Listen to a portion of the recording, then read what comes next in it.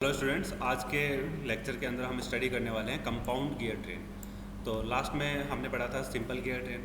Simple gear train और compound gear train में actual में डिफरेंस क्या है वो हमें समझना है, और कंपाउंड गियर ट्रेन के एक्चुअल वर्क क्या होता है वो हमें देखना है। तो जब कोई भी शाफ्ट है उसके ऊपर एक से ज़्यादा गियर अगर माउंटेड है, तो when there are more than one gear on a shaft, that assembly is known as compound train of gears.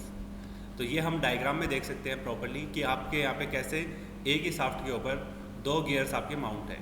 तो दैट मीन्स यहाँ पे आप ये देख पा रहे हैं कि ये गियर है आपकी इस शाफ्ट के ऊपर माउंट है, जो कि यहाँ पे देखने को मिल रहा है। इसके ऊपर आपका एक गियर है।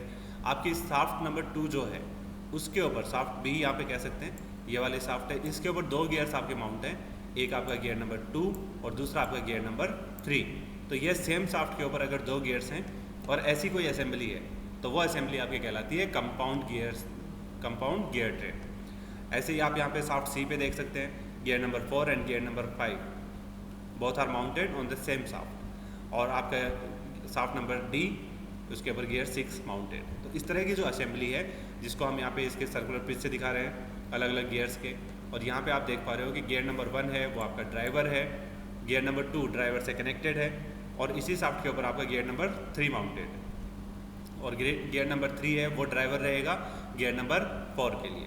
तो गियर नंबर 4 इसके लिए हो जाएगा driven, as it is gear number 5 will be driven and gear number 6 will be driven.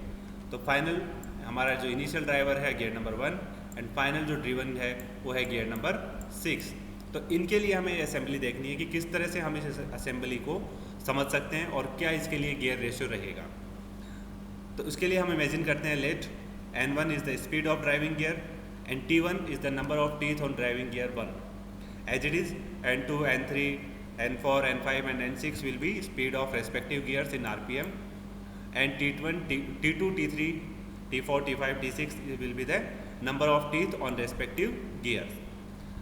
अब सबसे पहले हम देखते हैं कि आपका गियर 1 जो है वो गियर 2 के साथ डायरेक्टली मैच में है। तो गियर 1 और गियर 2 का इस बीच का स्पीड रेशियो हम कैलकुलेट करेंगे तो वो क्या आएगा, N1 upon N2 equals T2 upon T1। अब गियर 2 के ऊपर जो जिस शाफ्ट के ऊपर गियर 2 है उसी शाफ्ट के ऊपर आपका गियर 3 भी माउंट है। तो दैट मीन्स गियर 3 है वो डायरेक्टली किसके कांटेक्ट में है, गियर नंबर 4 के। तो इन दोनों के बीच का स्पीड रेशियो हमें कैलकुलेट करना होगा। तो गियर 3 और गियर 4 का स्पीड रेशियो वो आ जाएगा N3 upon N4 T4 upon T3, as it is gear 5 और 6 के लिए N5 by N6 equals T6 upon T5। अब अगर हमें कंप्लीट कंपाउंड गियर ट्रेन का स्पीड रेशियो कैलकुलेट करना है तो उसे हम मल्टीप्लाई कर सकते हैं सारे रेशियोज़ को। तो वो आ जाएगा N1 upon N2, N3 upon N4, N5 upon N6 equals T2 by T1, T4 by T1, T3, T6 by T5। अब यहाँ पे हमें ये देखना है कि आपके गियर नंबर 2 और गियर नंबर 3 दोनों ही सेम शाफ्ट के ऊपर अटैच्ड हैं। तो दैट मीन्स ये दोनों किससे रोटेट होंगे, सेम स्पीड से। तो N2 will be equals to N3, as it is N4 will be equal to N5, क्योंकि सेम शाफ्ट है तो एक ही स्पीड से दोनों ही गियर्स आपके रोटेट हो रहे हैं। तो N2 और N3 इक्वल होंगे, N4 और N5 इक्वल होंगे। तो वो वैल्यूज अगर हम यहाँ पे रखते हैं तो ये क्या हो जाएगा आपका, ये दोनों equivalent, N4 and N5 equivalent. तो final will be N1 upon N6 equals T2 by T1, T4 by T3 and T6 by T5। तो इस तरह से हम इसके लिए गियर रेशियो कैलकुलेट कर सकते हैं कंपाउंड गियर ट्रेन के लिए। तो इसे हम अगर लिखें स्पीड रेशियो क्या होगा आपका, तो speed ratio will be speed of the first driver upon speed of the last driven और फॉलोवर, N1 बाई N6। या नंबर ऑफ टीथ के अंदर अगर हम इसको लिखते हैं तो वो होगा product of number of teeth on drivens upon product of number of teeth on the drivers. जितने भी ड्राइवर्स हैं उनका प्रोडक्ट, और यहाँ पे जितने भी ड्रिवन हैं उनका सबका प्रोडक्ट। ट्रेन वैल्यू तो ये रिवर्स हो जाएगा, speed of the last driven और follower upon speed of the last driver upon, अगर हम नंबर ऑफ टीथ के बारे में बात करें तो वो हो जाएगा आपका product of number of teeth on the drivers upon product of number of teeth on the drivens. अब हमें ये देखना है कि एडवांटेज हमारा क्या है। सिंपल गियर ट्रेन से हम अगर कंपाउंड गियर ट्रेन यूज़ कर रहे हैं तो व्हाट इज़ द एडवांटेज। तो the advantage of compound train और a simple gear train is that a much larger speed reduction from the first shaft to the last shaft can be obtained with small gears. अगर हमें बहुत ज़्यादा speed reduction करना है simple gear train में, तो उसमें क्या करना होता है, हमें बड़ा गियर यूज़ करना पड़ेगा और एक बिल्कुल छोटा गियर यूज़ करना पड़ेगा, तो तब जाके हमें वहाँ पे स्पीड में रिडक्शंस मिलेंगे।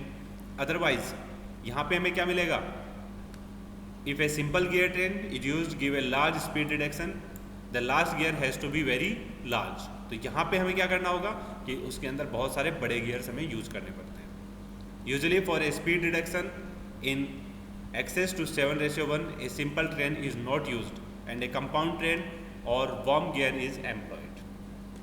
तो that means अगर हमें स्पीड रिडक्शन करना है और आपका यहाँ पे गियर क्या डायमीटर है और उसके साथ आपने एक बड़ा गियर अटैच किया है, तो हम इसको स्पीड को रिड्यूस कर सकते हैं। बट अगर ये आपका 7 गुना से ज़्यादा अगर इसको हमें कम करना है, तो उसके लिए हम कंपाउंड गियर ट्रेन ही यूज़ करेंगे।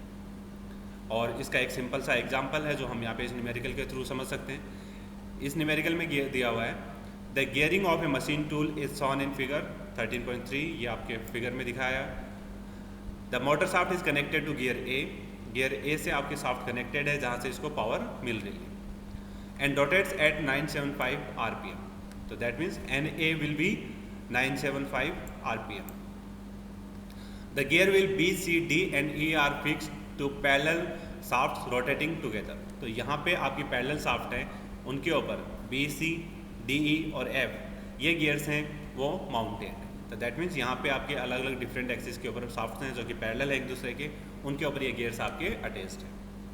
The final gear F is fixed on the output shaft. What is the speed of gear F? हमें यहाँ पे F जो गियर है उसकी स्पीड को कैलकुलेट करना है, that is NF। The number of teeth on each gear are as given below. यहाँ पे डिफरेंट गियर्स के टीथ हैं वो गिवन है। गियर